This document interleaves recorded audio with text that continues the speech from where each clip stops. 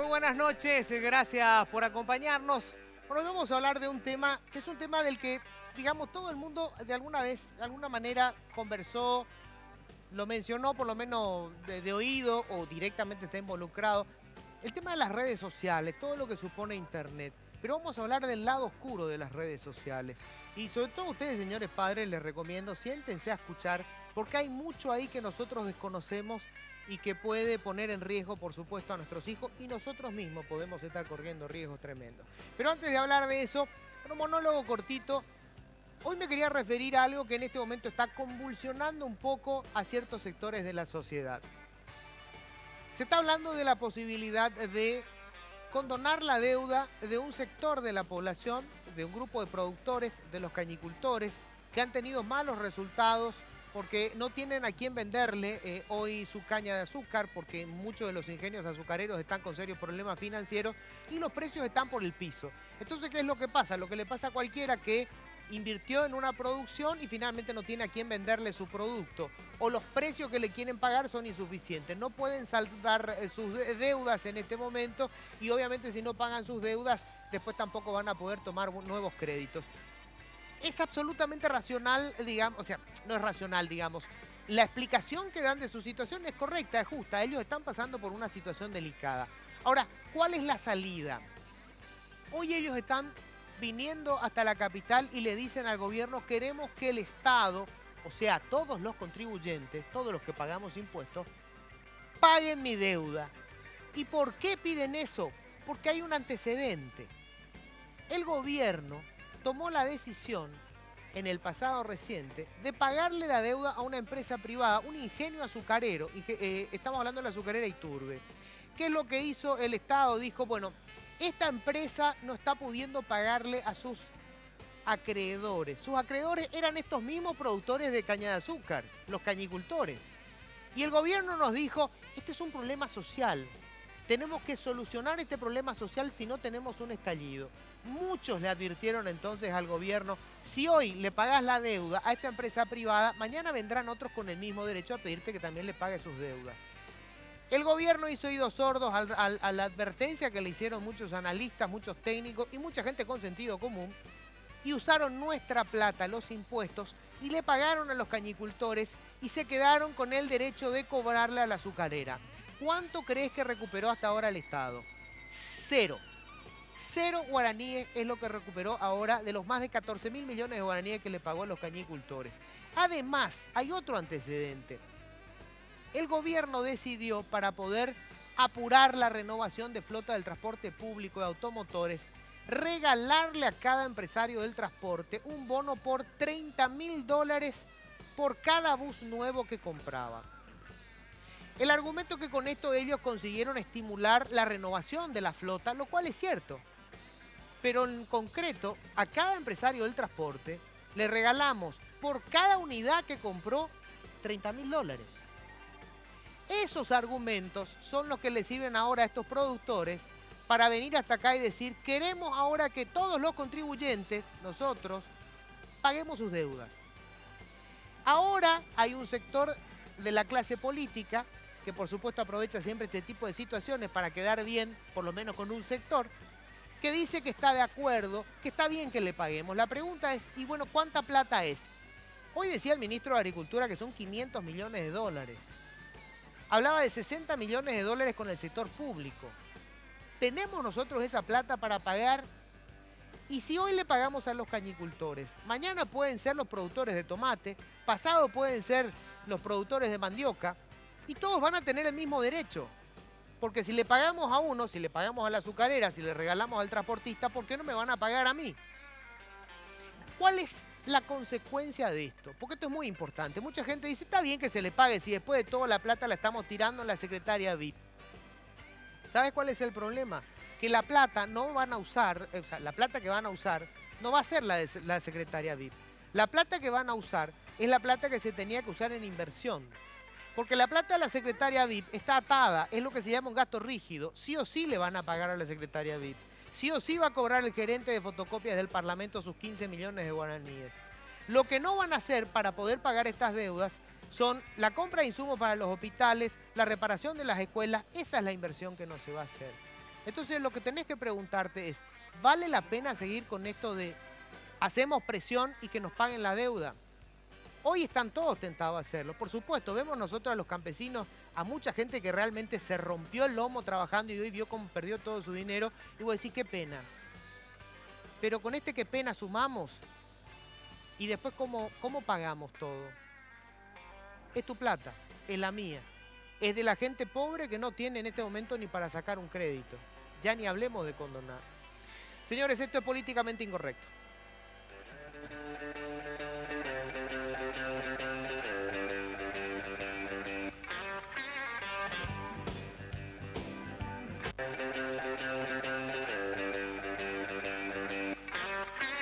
Ok, vamos a hablar del tema de las redes sociales, del lado oscuro de las redes sociales y de Internet en general.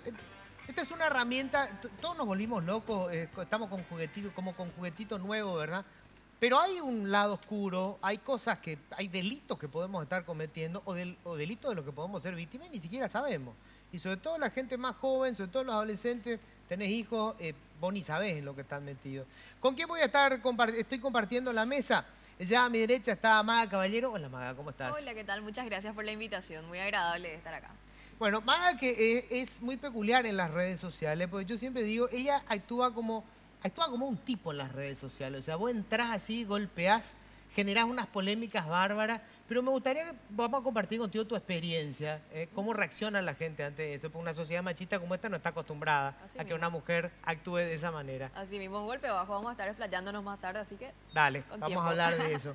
Bueno, estamos nosotros también con Cristian Alvarenga. Hola Cristian, ¿cómo estás? Buenas, súper bien Luis, gracias por la invitación. Bueno, Cristian es autor del libro Educar para Proteger y está trabajando hace rato en, digamos, sobre todo educar, cómo hacer para enfrentar los peligros que hay en todo lo que tenga que ver con Internet y con las redes sociales. Tal cual, el libro en realidad se llama Nuestros hijos digitales perdiendo el control. Me cambiaron acá, Educar para Proteger. Pero ese es el principal lema que nosotros utilizamos en todas nuestras campañas. Sí, porque sin educación, ¿cómo vas a protegerlo? Yo creí que ya estaba vendiendo otro libro. ¿Qué pasó acá? ¿El libro se llama, me dijiste? Nuestros hijos digitales perdiendo el control. Perdiendo el control. Así mismo. Fantástico. Y estamos con el fiscal Ariel Martínez, fiscal de delitos informáticos. ¿Qué tal, Ariel? ¿Cómo estás? Muy buenas noches, gracias por la invitación. Bueno, con Ariel ya hablamos de una cantidad de temas varias veces y hay cosas fascinantes que la gente no tiene ni idea, delitos que se pueden estar cometiendo y la gente no sabe ni que puede cometer delitos, ¿verdad? Pero bueno, quiero arrancar la charla hablando un poco contigo, Maga.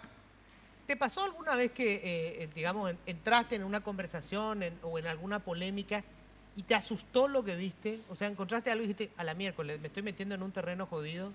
Me costó 15 millones de guaraníes una pelea por Twitter hoy en día, si vamos al caso. Así de denso. O sea, hay un montón de cosas que uno no maneja de repente que después va aprendiendo qué tan grave es y en dónde realmente te estás metiendo.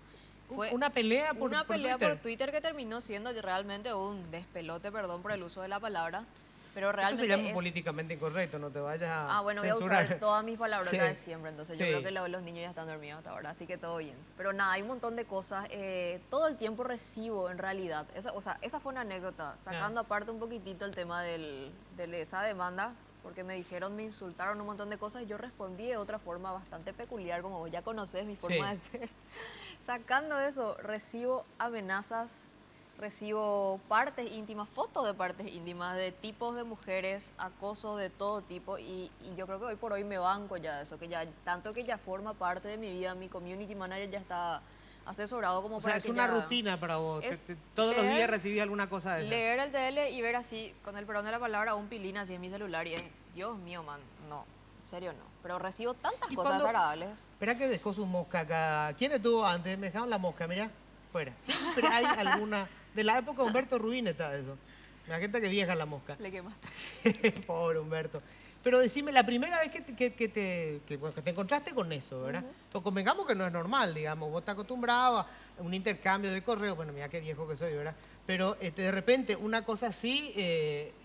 ¿Te envía anónimo o hay gente que se identifica? Propuestas indecentes, cosas súper desagradables que obviamente por el perfil que yo tengo calculan que va a ser bastante fácil acceder a mi persona, pero después se encuentran con la sorpresa de su vida que lo primero que hago es mandarle al santo demonio. O sea, es un intento de levante, pero mal hecho, bruto. Malísimo, pero hay veces que, mira, Tomás, se sacan una selfie de su aparato reproductor y envían, y encima a veces está peludo y feo, por el amor de Dios, ¿qué querés, loco? No podés agarrar y mandar la foto de tu pilina así. Bueno, ese ya fue un dato privado que... Qué asco. No, peludo no, pero bueno, esa es otra historia. Vamos ahora, Ariel, ¿cuáles son los delitos más comunes? Hoy, mucha gente ha sido ya... Bueno, me sorprendió ahora, por ejemplo, lo de ella, que hay un pleito de 15 millones de guaraníes.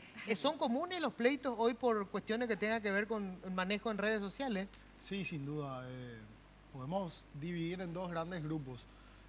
Por un lado, los delitos que hoy se cometen y que tienen como fin o como objeto de esos delitos los medios tecnológicos, donde son los objetos de ataques estos, que son los delitos informáticos propiamente dicho. Y después tenemos todo el código prácticamente que hoy se puede cometer a través de medios tecnológicos, y en eso principalmente vemos los delitos contra el honor, que seguramente es uno de ellos a los que se estaba refiriendo. Difamaciones, injurias, calumnias y también muchas lesiones a la intimidad de las personas. La viralización de fotografías que no son autorizadas por las personas que eso es un delito. Es un delito, es lesión a la intimidad. O sea, por decirte, que es muy común, ¿verdad? Y le pasa a las modelos, por ejemplo, ¿verdad? Alguien sube una foto de una modelo X que está desnuda. Y todo lo que encuentran en la foto empiezan o retuitean, si es en el Twitter, o no sé cómo se llama, en el Facebook, viralizan. Sí. Todo aquel que lo esté haciendo y la persona no autorizó, ¿está cometiendo un delito? Sí, de hecho ocurre mucho con exparejas. Cuando se produce el rompimiento, siempre sucede, o varias veces sucede, que una persona hace pública fotografías que eran íntimas entre la pareja, y hay infinidad de casos judiciales en ese sentido por lesión a la intimidad. También ocurre mucho, lastimosamente, con menores de edad en ámbitos escolares, y seguramente Cristian va a poder dar detalles de esas experiencias, porque, bueno, se empieza como un chiste, empieza como un juego y terminan a veces en tragedias.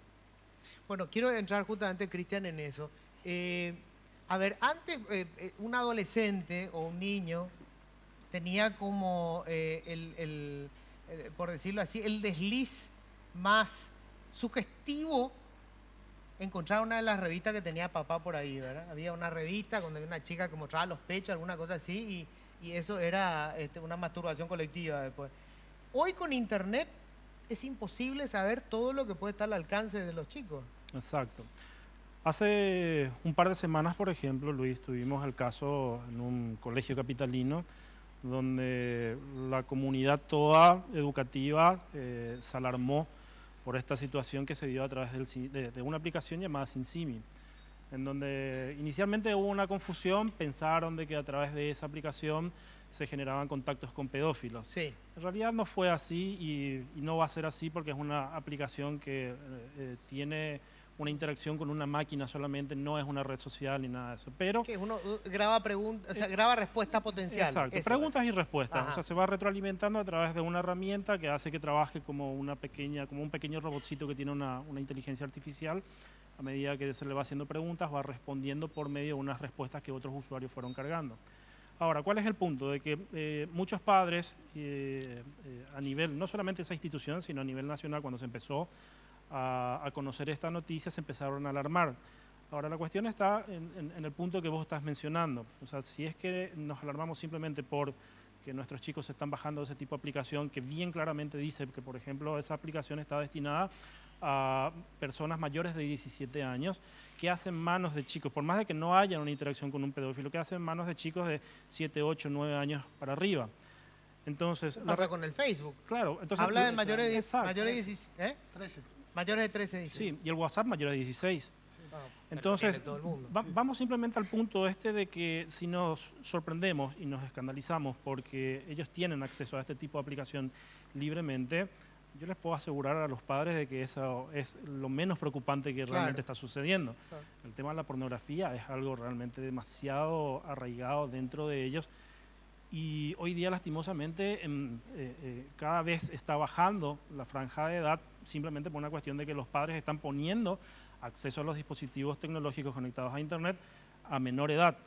Entonces hay una exposición mucho mayor en cuanto a eso. Y no hay que olvidar que en realidad los principales responsables siempre somos nosotros los padres. Es algo que siempre lo afirmamos de la Fundación y tratamos un poco de que ellos tengan esa conciencia, porque el problema siempre pasa desde la casa. Después, lastimosamente, cuando estalla algo, como en este caso, estalla en la institución educativa, pero en realidad quien puso ese dispositivo tecnológico al alcance del chico fue el propio padre. Yo me preguntaba, no sé si de repente lo que hace la tecnología es desnudar algunos, o sea, liberar algunos demonios que tenemos, porque una vez leí un informe, y esto era creo que era en la Argentina, de los adultos que entran a internet, el 93% ocupa por lo menos 20 minutos viendo pornografía. O sea, es una cosa general. Sí, antes de que entran y ven pornografía, después se santiguan y se van a la iglesia, lo que fuere. Antes de Facebook, que hoy es la página más accedida mundialmente, la pornografía ocupaba el 80% de lo que era internet. No estamos hablando solo de la pornografía infantil, que sí es delito, no, pornografía en sino general. pornografía en general. Sí. Y sí, es impresionante el invento que seguramente el mayor invento de la humanidad, bueno, en gran porcentaje se utiliza para eso. Sí, es así. La tecnología, por eso es importante. No estamos acá en un intento de satanizar lo que es la tecnología, sino todo lo contrario. Aparte no la vamos a prohibir. No la vamos a parar tampoco, sí, sino que nada más saca de adentro, como bien dijiste, o genera esa facilidad para cometer hechos que están ahí. Los acosos a famosos, que antes, bueno, se realizaban mucho más difícilmente. Hoy la contracara de la accesibilidad que también tienen, porque hay que reconocer, también se genera un incremento enorme de número de fans, de número de interactuar con los fans, situaciones que nunca antes se han dado. Hay gente que ha llegado a una fama única solo con las redes, pero la contracara es esto, ¿verdad? Lo que estaba relatando recién. La contracara es también que esa accesibilidad, esa facilidad de entablar comunicación, y bueno, a veces termina en estas situaciones lamentables y que son delitos. Bueno, yo quiero hablar después del tema, más del tema del delito. ¿Qué pasa cuando alguien comete una injuria, una infamia a través de las redes sociales? Yo quiero un poco trabajar tu caso, Maga. Bueno, vos tenés una doble exposición. Primero, sos mujer. En este país de machista, esa es una condición ya de debilidad que no debería ser, ¿verdad? Y segundo, bueno, no sé si son modelos, no, vos no te dedicás al modelaje, ¿haces algún trabajo de modelaje, digamos? No, realmente ya no me dedico a absolutamente nada ya nada. Que tenga que ver con el modelaje. Pero bueno, pero en algún momento te convertiste en el fetiche sexual también de muchos hombres, por supuesto. Yo sé perfectamente lo que yo genero en el morbo masculino, así. Yo sé que mira mi foto y no van a decir, a esta chica yo le quiero presentar a mi mamá. No, le pasa otra cosa por la cabeza, ¿verdad? Entonces depende de los gustos que tenga la madre también, ¿verdad? Obviamente, no creo que haya una mamá que esté muy contenta con que sea la novia del hijo, ¿verdad? Eso yo comprendo. Pero ¿qué pasa? Yo juego y hago un marketing demasiado grande con mis redes sociales, ya que estamos tocando el tema de las redes. Sí. Yo genero ese morbo y para mí es lucrativo porque trabajo con demasiadas marcas vía contrato, poniéndome una lencería sexy, subiendo una foto casera, me pagan un dineral para hacer eso. Entonces lucro con el morbo y con lo que yo produzco en la cabeza de un hombre. Entonces o sea, es consciente, vos sabés. Triplemente expuesta porque es un trabajo que yo estoy haciendo. Porque yo no soy una persona, ay Dios mío, voy a armar un desastre, voy a salir en pelota. No, lo hago porque realmente vos lucrás con el erotismo. Claro. Erotismo, entiéndase, por generar una fantasía en los hombres que te están viendo. Claro, así nomás. O sea, ponerle que tengo que sacarme una selfie con una bombacha linda o lo que sea. Yo sé bien los problemas que me va a acarrear y el riesgo que estoy corriendo, porque hay un montón de depravados, así como estaba contando él, y las cosas que después tengo que pasar. Tengo que bancarme comentarios tremendos de repente, pero bueno, está bien. Pero ¿y vale la pena? Bastante. ¿Sí? Sí. Y aparte... O sea, entre el debe y el haber... Ganas muy buena plata para bancarte lo y aparte, otro. a mí en particular me es divertido jugar con la cabeza de un tipo que se va a morir por tocarme siempre y no me va a poder tocar ni si agarra y ahorra toda su vida. Entonces, ¿qué me importa? Empiezo a creer que la pervertida sos vos, ¿eh? Yo soy re pervertida y lo asumo. Bueno, pero cuando alguien, por ejemplo, Ariel, digamos, difama... Esto es un caso que tiene que ver con el morbo, que yo creo que debe haber mucha... ella se la banca muy bien por lo visto, ¿verdad? Tiene la piel bien dura. Pero no a cualquier mujer le debe pasar. Supongo que muchas se deben desesperar con él. Le hace mal, de verdad. Le hace un trabajo psicológico a ciertas personas públicas que todavía no están preparadas para recibir. Atacan la familia inclusive en comentarios y hieren cosas demasiado personales de uno. Entonces, en mi caso me aguanto, ¿verdad? Y me es simpático y me río, me entra acá y me sale acá, pero otras chicas le afecta tanto que se ponen a llorar.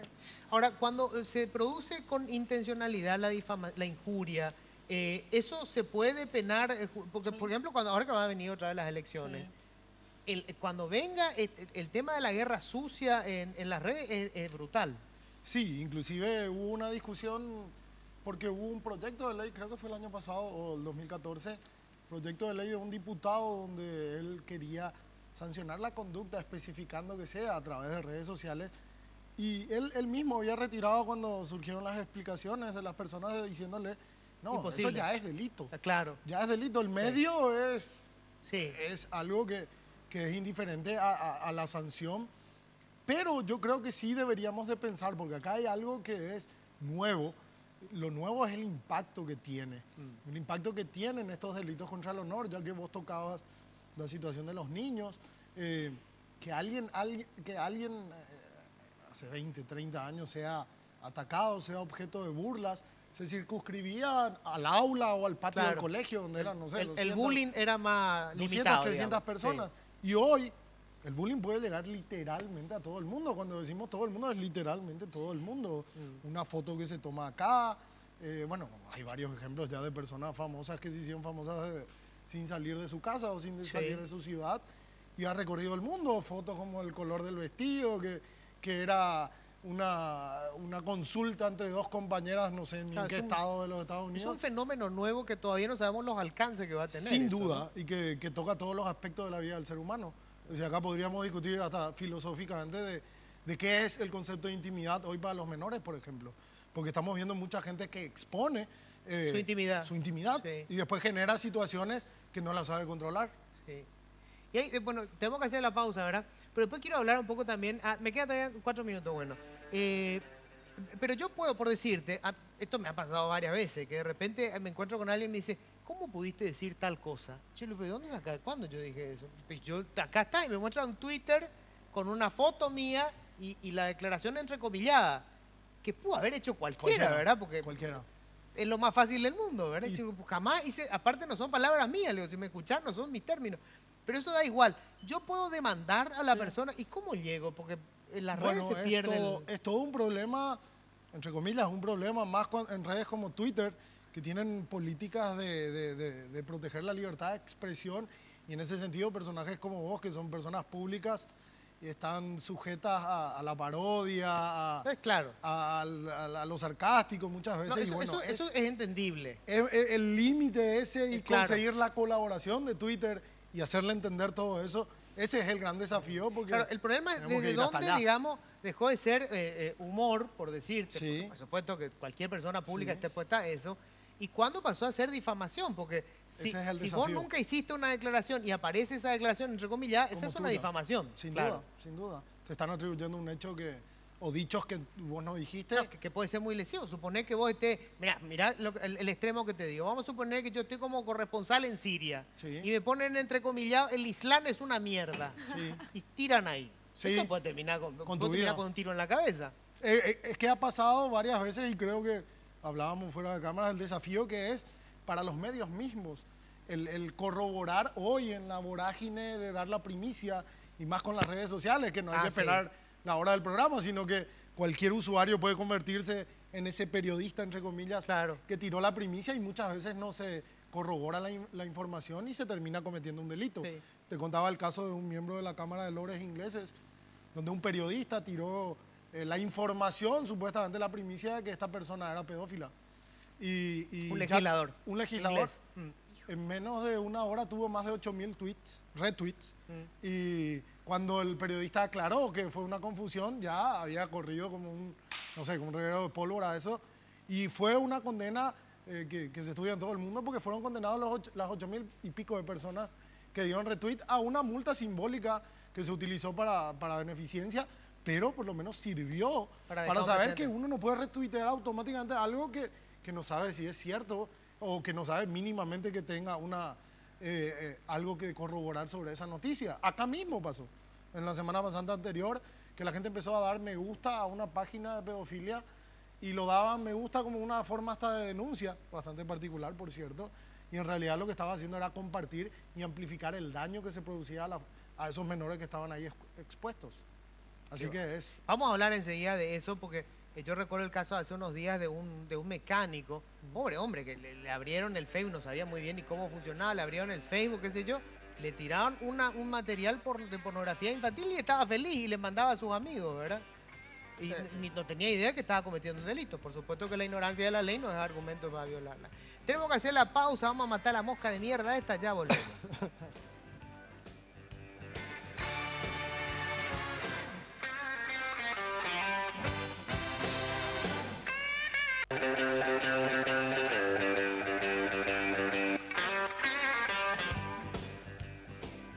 ¿Murió la mosca? No.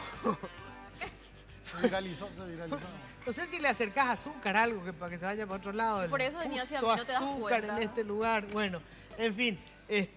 Bueno, estamos hablando del tema de las redes sociales, que es un tema complejo, nuevo y no tan nuevo, porque en realidad ya tiene esto su tiempo. Y estamos hablando un poco de lo que puede significar el tema de la difamación, la calumnia. Y me decía justamente recién Cristian, lo que puede pasar eso para un adolescente o para un niño, porque digamos un adulto nos bancamos, por ahí ya hacemos un trabajo público, pero para un niño eso puede ser, y me decía que hubo casos de suicidio. Sí, lastimosamente ya tuvimos varios casos de suicidio a consecuencia del bullying, del cyberbullying específicamente, ¿verdad? Porque como comentaba el fiscal Ariel, hoy día esto tiene dos complejidades con las cuales hay que saber lidiar o saber que van a estar ahí. Uno es la viralidad y otro es la perpetuidad. O sea, una vez que alguien lo subió, lo empezaron a compartir y bajarlo eso cuesta muchísimo. Sí. Y cuando hablamos de una cuestión en la cual afecta a la persona, a la intimidad de un menor, él se siente mucho más expuesto, es mucho más vulnerable. En la mayoría de las situaciones se da el caso en que nosotros los adultos no somos referentes para estos chicos porque no entendemos lo que pasa a nivel de tecnología. Entonces ellos no acuden a nosotros, tratan de resolverlo con otros pares o mismo se encierran en ellos. Y cuando nos enteramos, como este tipo de situaciones que mencionamos, bueno, a veces ya es tarde. Entonces, siempre lo que yo insto a los padres es de que podamos instalar esto como temas de debate en el seno familiar, cuestiones como el cyberbullying, tener en cuenta no solamente que mi hijo puede ser víctima, sino que también, si no lo hablamos, puede ser un victimario él. Y puede actuar de esa forma desde un punto de vista de inocencia simplemente porque no sabe realmente que lo está haciendo o lo que está haciendo está mal, porque yo, adulto, no lo estoy hablando con él y no lo estoy guiando. Tenemos que hablar sobre el sexting, tenemos que hablar sobre el grooming, los pedófilos en internet, o sea, son temas necesarios que hoy día hay que instalar en la familia y conversarlo porque quien más, quien menos, nuestros hijos menores sí o sí en algún momento dado de su vida, de menores, van a acceder al mundo tecnológico.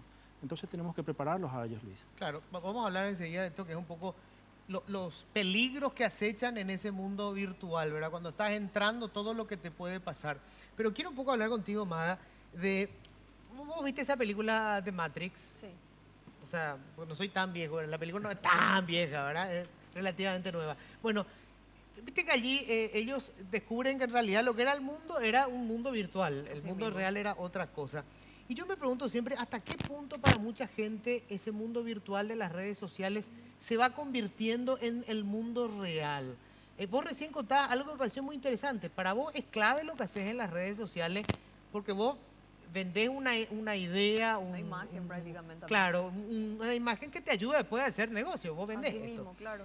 Ahora, por lo visto, es tan importante ese mundo? O sea, ¿es clave hoy para vender, por ejemplo? Para mí en particular y para varias figuras públicas que tienen ese tema del merchandising vía redes sociales, sí es crucial, muy importante.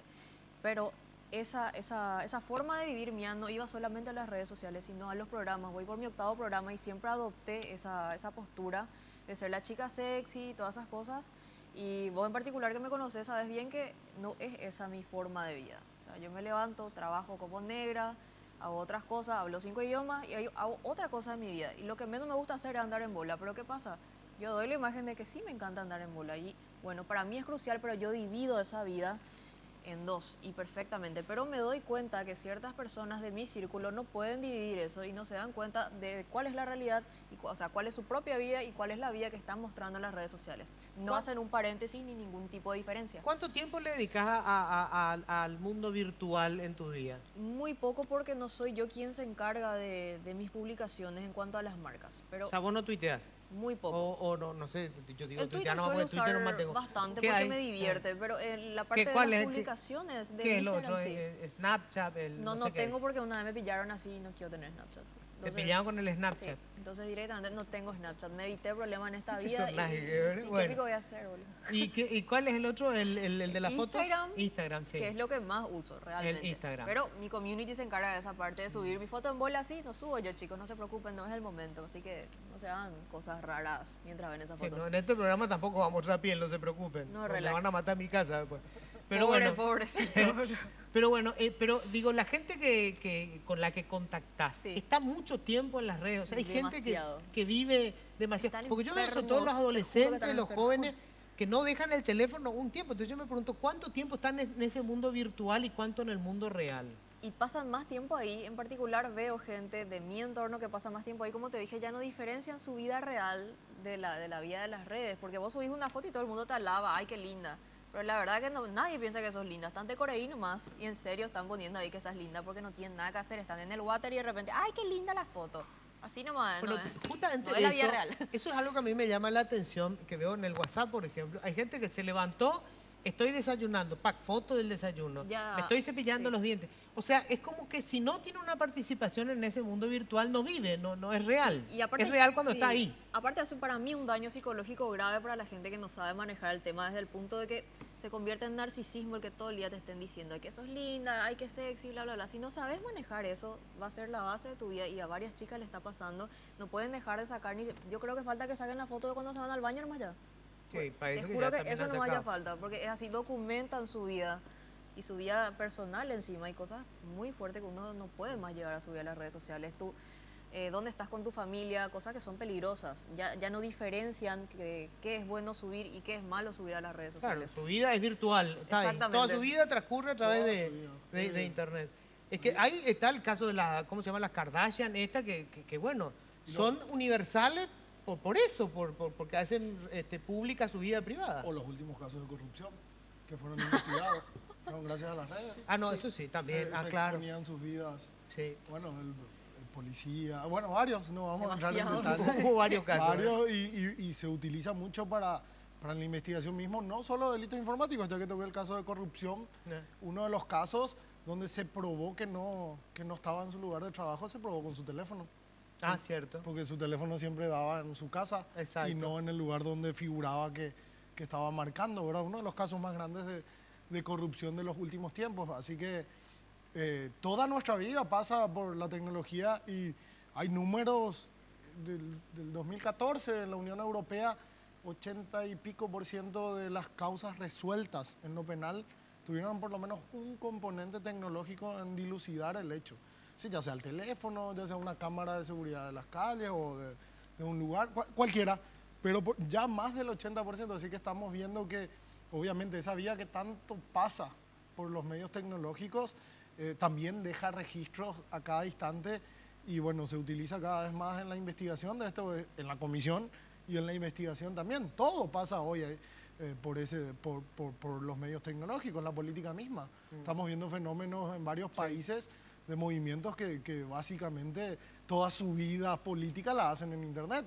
En España Podemos, que inclusive llevan grandes debates de decisiones partidarias en redes que ni siquiera son muy populares en su uso, pero ellos lo están haciendo popular. O las discusiones eternas que tenemos acá cada vez que hay marchas, que hay 100.000 me gustas y después hay 100 personas en la plaza. Claro, sí, eso también es cierto. Ahora, Ariel, cuando vos entras a ese mundo virtual, ¿cuáles son los riesgos cuáles son los delitos más comunes, los peligros mayores? Los delitos más comunes, y en eso me voy a no solo circunscribir a los hechos que tiene la unidad de delitos informáticos, Sí. porque como te dije, ocurren todo tipo de hechos. Lo que más se denuncia son los hechos contra el honor. Difamaciones, calumnias, injurias. No se hacen ante la unidad de delitos informáticos por nuestro sistema, se tiene que querellar. Y bueno, creo que uno de los ejemplos fue lo que mencionó acá Maga. También tenemos muchos hechos de denuncias de lesión a la intimidad, de fotos que se comparten entre personas en confianza, después se rompe el vínculo por A o B motivo y termina eso siendo expuesto.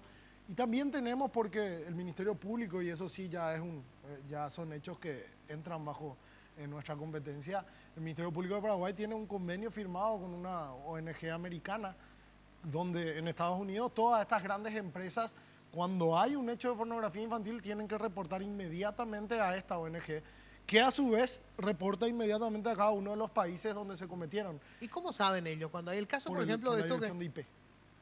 No, pero digo, ¿cómo saben cuando hay pornografía infantil? Cuando alguien subió a su página en el Facebook, ¿cómo Son saben? programas que tienen, bueno, no quiero entrar en aspectos técnicos porque no es lo mío, pero sí, ellos determinan por programas, porque tienen una base de datos inmensa. O sea, que hace la comparación. Se prende una señal de alarma, digamos. Exactamente. ¡Pac! Acá hay. Y reportan acá donde bueno, justamente estamos trabajando ahora en hacer un trabajo previo donde personas puedan mirar si eso califica como pornografía infantil y se inicia después la investigación. Ese sistema que tenemos, ese convenio, ha hecho que se dispare espectacularmente los números de pornografía infantil. El año pasado nomás tuvimos 900 y pico de casos de pornografía infantil solo en Paraguay. Dios mío. Cuando antes de tener esto, hace 2 o 3 años, teníamos 40, 50. Pero no de material producido en el país. No, sino que ambos. Lo menos son los materiales producidos en el país, pero sí el que se haga circular, claro, el que se consuma. Esto es muy importante. Sí. Si alguien recibe un material de pornografía infantil y remite otra vez a otra, observa, el solo visionado ya es un delito, ¿no? Ya cometiste el delito. Nuestra legislación dice que el que poseyera con fines de distribución. Es decir, debería de tener uno la intención de distribuir eso con posterioridad. O sea, con que le envías a una persona, eso ya es distribución. Sí, es delito. Ya cometiste el delito de pornografía infantil. Si alguien lo recibe, lo que debería de hacer es reportar inmediatamente en las redes, por lo menos en esas redes, y si es posible a la policía o a la fiscalía. Y esto incluye una fotografía. Una fotografía. Fotografía de un menor desnudo es pornografía infantil. Sí, principalmente hoy vemos muchos, inclusive memes, que tienen niños en situaciones sexuales y que se toma en broma, cuando no es broma, es delito. Ahí hay un menor que está siendo expuesto. Eso es lo que muchas veces, esta virtualización de la vida, por llamarlo de alguna manera, parece que nos afecta a personas cuando es todo un chiste, cuando es reenviar en WhatsApp, o es retuitear, o es darle compartir en Facebook. Pero en realidad hay personas que están siendo expuestas y eso es un delito que tiene víctimas de carne y hueso. Ahora, Cristian, como hablamos mucho de estos delitos que tienen que ver con el tema de la sexualidad, ¿verdad? Yo no sé si es una discusión ya totalmente perimida que todavía están debatiendo si metemos o no la educación sexual en el currículum, no sé qué, cuando que hoy los chicos ya saben, o sea, necesitamos entrar a orientarlos, ¿no? O sea, totalmente. O sea, ellos, una estupidez suponer que no saben qué es el acto sexual. Claro, básicamente nosotros como adultos hemos perdido ese norte en donde éramos la referencia de cualquier menor. Hoy día los chicos tienen alguna duda y van directamente y googlean. Claro. ¿Qué le voy a preguntar a papá si tengo Google? Claro, entonces... Y saben 1000 veces más que papá. Por eso hoy día también, Luis, no solamente incluso por lo que sería el acceso directo a Internet, sino también inclusive por los contenidos que hoy día se transmiten a nivel de los medios de comunicación de TV principalmente, sí, ¿verdad? Todo este tipo de contenidos que están mucho más erotizados o el acceso a esa información mucho más directa a los chicos hacen de que estos menores a menor edad, valga la redundancia, hoy día estén más sexualizados. O sea, pierdan esa inocencia más rápidamente.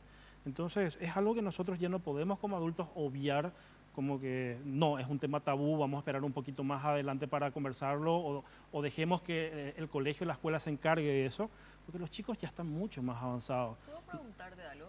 ¿Cuál es la edad aproximada en la que un papá tiene que sentarse a hablar con su hijo respecto, o sea, según vos, porque obviamente para cada papá debe ser distinto? Claro, no sé. cada familia es un mundo distinto, ¿verdad? Pero, o sea, así como en mi casa, a mi hijo de 8 años, que todos los días me está pidiendo que ya le compre un celular y con la mamá nos plantamos y le decimos que no, todavía ahora hay otros padres que no respetan eso. O sea, en el momento en que se le da acceso a este tipo de tecnología, por supuesto los padres también tenemos que tomar las precauciones como para tratar de cuidar todavía esa inocencia a ellos, ¿verdad? Pero muchas veces nos olvidamos de eso y damos ese acceso. Y bueno, ¿qué momento es el ideal? como regla no te sabría decir una edad específica. Depende del niño también. Claro, pero sí. Vos te das cuenta que tiene un nivel de, digamos, de desarrollo sorprendente, ¿verdad? Pero Luis, el tema está en que, tratando de responder un poco esa pregunta, si yo le estoy dando una herramienta a mi hijo con la cual pueda bajarse pornografía, ya sea inclusive de forma accidental, o sea, yo tengo que precautelar un poco también ciertos cuidados con él, porque la operadora, ninguna operadora en el país actualmente permite de que yo pueda declarar como padre de que ese celular va a ir a parar a manos de un menor de edad. En otros países sí se puede hacer. Sí. Inclusive por ley, y en Argentina nomás, no sí, tenemos que ir lejos. Cualquiera uno puede declarar que ese teléfono está en manos de un menor de edad y por ley la operadora debe restringir ciertos contenidos. Tenemos que hacer la pausa, ¿sí? La última, ¿no? Última pausa, enseguida estamos de vuelta.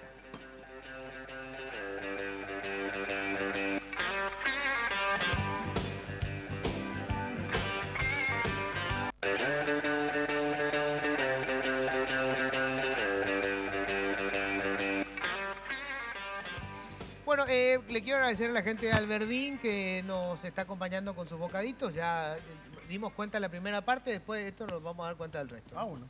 Salvo más, que está de estrictísima dieta como siempre, pero... No, yo ya comí todo lo que hay, Alberdín, ya no les conté nomás a ustedes. Ah, bueno, está. Vamos a ver qué quedó después. A ver, un par de cosas que todavía nos queda por conversar. En realidad son un montón de cosas. Va a aparecer recién enseguida en los teléfonos, tanto de la Fiscalía como de la organización que tiene Cristian. La gente se puede comunicar contigo, Cristian, obviamente también, ¿verdad? Protecciononline.com nos encuentran a través del sitio o en las redes sociales. ¿Por qué empezaste esto? Me lo pregunto más hace rato. también. Por un lado, porque somos personas muy amantes de la educación. También, asimismo, somos amantes de las tecnologías y las innovaciones. Y por otro lado, somos padres. Entonces, al conjugarse esas tres cosas, nos hicieron un poquito abrir los ojos y darnos cuenta que había una problemática muy grande acá y que básicamente no había nadie quien esté hablando de este tipo de situaciones, no había gente que esté montando campañas de prevención, por sobre todo porque cuando los casos o las comunicaciones se dan con el doctor Ariel y su unidad fiscal, ya es porque se sucedieron algún tipo de delitos. Lo que nosotros tratamos de hacer es crear conciencia para que justamente no se llegue a esa instancia. Ya. Maga, hace rato hablamos del tema de la educación sexual, etcétera. Vos tenés una actitud así como muy peculiar, digamos, con el tema del sexo en las redes sociales, sí. Y sobre todo para una mujer. O sea, que largás cosas así que la gente se queda, ay, Dios mío, todas las puritanas se agarran, ¿verdad? De sí. Pero ¿cómo es tu caso? Porque aparte veo que tenés muy buena relación con tus padres. O sea, no es que te echaron de la casa, la oveja negra, no la que... Tenés muy buena relación con tu padre. ¿Cómo fue el tema del... Y son dos vidas paralelas, así como te había contado, distingo muy bien mi vida digital, digamos, de las redes sociales, y mi vida personal es totalmente distinta a lo que... Totalmente distinto a lo que yo... ¿Pero vos hablaste del sexo con tus padres alguna vez? Sí, mis padres son personas muy abiertas. Tienen que ser. Considero que mis padres son mis mejores amigos, por más que son personas que demasiadas, o sea, son súper... No voy a decir que son viejos, pero son mayores, yo soy la última, entonces... obviamente mi hermana, la mayor, no salía con su novio, no tenía permiso. Y obviamente yo salí con mi 12 novio también si quería. Pero es así, con mamá y papá me siento y hablo, y yo creo que mi hobby hoy por hoy, la cosa que más quiero hacer en el mundo es pasar tiempo con ellos. Entonces, ¿qué quiere decir eso? La comunicación con mamá y papá respecto a todo tipo de temas es lo más importante para mí, porque, no sé, confiar en ellos. Nunca me van a dar un consejo que esté mal, ¿verdad? ¿Pero de sexo hablaron? 1000 veces. ¿Sí? 1000 veces. Con mamá, tanto con papá. No hay una afinidad más con mamá ni más con papá respecto a eso. Y la libertad de hablar de eso yo creo que hizo que hoy en día yo no tenga ninguna enfermedad, que sea una chica de 26 años sin estar embarazada desde los 19. Bueno, pero vos sos como muy libre pensadora con el tema del sexo. Entonces, no es que tenés el drama de que no sexo antes de casarme. No, pero por favor. Absolutamente libre. No, y también ¿Y cómo tomaron ellos? ¿Ellos también? Sí. Ah, bueno. Son personas que tienen la cabeza en su lugar. O sea, señores padres, no piensen que sus hijos, aunque les diga que, ay, Dios mío, me voy a casar primero. Mentira es. Se va a ir al súper y mientras tanto se va a hacer el amor con su novio. Hablen bien nomás con sus hijos. Así de simple es. Y en el tema de cómo se maneja en las redes sociales el tema del sexo, porque obviamente esto mueve las hormonas, aparte está el tema de que es lo pecaminoso, ¿verdad? Tiene todo un halo de misterio que hace que sea sumamente sabroso. Entonces la gente entra en las redes sociales y Y por supuesto, si una chica que aparece en paños menores y tiene un cuerpazo como vos, le va a tirar alguna cosa... Vas a dormir afuera hoy, eso nomás te quiero decir. No, pues le va a tirar alguna cosa, digamos, aunque sean adolescentes, ¿verdad? ¿Cómo reaccionás, por ejemplo, cuando un chiquilín, no sé, 16 años te tira un... Hoy me manda un nene de 13 años un mensaje al direct del Instagram y me dice, te quiero comer. Y te juro que me reí tanto que agarré y le respondí, le dije... No, no voy a contar lo que le respondí. No, mejor no una burla, era seguro niño que no creció todo todavía. Y digo, pero nomás, vale, tiene 13 años. ¿por qué lo que su papá no ve a quién le sigue? Yo no le voy a dejar a mi hijo de 13 años seguirle a una chica como yo. No puede, no tiene que hacer eso. Dios mío. Esta chica es la versión Woody Allen, viste, femenina, es genial. No dejaría a mi hijo ser una chica como yo. Claro, esa sería mi vida privada, ahora le cuidaría a mi hijo, voy a ver a quién le sigue, no sé. Voy a hacer algo para cuidarle a mi hijo de ciertas cosas que no tiene que ver todavía, Dios mío. Ahora, son como más atrevidos ellos y ellas. También. ¿Verdad? Me especulan muchas mujeres, están muy locas todas, en serio. Ah, no, yo no iba por ese lado, pero así también. No, me acosan por redes sociales. Recibo propuestas de mujeres que están incluso en política, ya sabes de quién te hablo. Bueno, así de asqueroso es el tema de las redes sociales. ¿Sí? Yo no sé cómo no tienen miedo que le publique su mensaje, pues saben bien que soy capaz, pero bueno, no nomás señora, gracias. Yo lo que creo que tendríamos que meterte en el periodismo, así podemos usar toda esa información. No, yo te paso sin problema. Bueno, hablemos un poco del tema de prevención ahora. ¿Qué hacemos? Porque este es un mundo real, no lo vamos a cambiar, obviamente, es un monstruo impresionante el tema del internet y de todo lo que supone, ¿verdad? ¿Cómo hacemos para protegernos con esto? Bueno, de ahí el lema que tomaste al principio, educar para proteger. Nosotros no podemos pretender, yéndonos a una cuestión real, ¿verdad?, de estar en todas las redes sociales de moda que nuestros chicos utilizan, porque ellos tienen una característica muy propia, que es la de saltarse de una a otra. Por ejemplo, simplemente cuando se dan cuenta que los padres van y empiezan a frecuentar una red social, ellos automáticamente adoptan otra. Ocurrió con Facebook. Yo le bloqueé a mamá. Bueno, ahí está. Mi hija de 12 años lo hizo varias veces. Sí, o sea, es un comportamiento natural de rebeldía, de querer buscar un espacio íntimo donde expresarse libremente, ¿verdad? Entonces nosotros lo que tenemos que hacer como adultos es involucrarnos directamente con ellos en este entorno y hablarlo de las problemáticas que se suceden y buscar transferirle a ellos valores, crear valores. O sea, así mismo como yo, como papá, me tomo la tarea de enseñarle a mi hijo y de lavarle la cabeza literalmente y decirle, no hables con un extraño en la calle, yo también tengo que adoptar esa misma política de vida con mi hijo en el entorno digital. Hace rato estaban hablando con Maga un tema muy interesante que era saber separar la vida real y la vida digital. Yo hoy día, en 5 años de estar trabajando en esto, no he visto, por ejemplo, y te tiro de por ahí la idea, no he visto un programa en donde hayan sentado justamente a chicos, por ejemplo, o adolescentes, a preguntarles cómo ellos conciben este mundo. O sea, y yo te puedo asegurar, porque nosotros tenemos un contacto directo, un trabajo sostenido con los niños, con los menores, y ellos no distinguen esto. O sea, para ellos no hay un mundo real y un mundo digital, es uno solo. Entonces, empezar a conocer cómo ellos lo conciben y empezar a dimensionar de que esto es parte innata de ellos, ese es el gran desafío de nosotros los adultos. Por eso es que no podemos tapar el sol con un dedo, como se dice, y pretender de prohibirles siempre, de limitarles o pensar justamente de que ellos no van a ver pornografía. Tenemos que saber de que esto lo están haciendo y de que no hay manera en que nosotros podamos evitarlo. Entonces, es subirnos al tren, porque ellos ya están arriba. Entonces es asumir de que esto está pasando, que esto forma parte de ellos activa y empezar a educarnos nosotros mismos para después transferir estas mismas nociones en ellos.